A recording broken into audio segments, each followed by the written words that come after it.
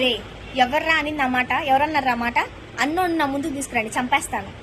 ఏంటో తెలుసా, పేర్నా ఇన్నోసెంట్ చిన్నపిల్లలా మాట్లాడుతుంది, లాంగ్వేజ్ ప్రాబ్లం అంతే, అంతకుమించి ఏం లేదు. రాత్రి జరిగిన గేమ్ చూసుంటారు కదా, పెద్దగా అరిసేసింది అక్క.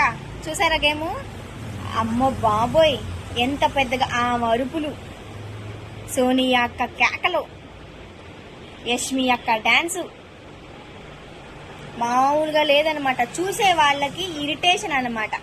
ఇరిటేషన్ ఎలా తెప్పించాలా, ఇంట్రెస్ట్ కాదు, ఇరిటేషన్ ఎలా తెప్పించాలా అన్న దాంట్లో పిహెచ్డి చదివి వచ్చారు వీళ్ళు.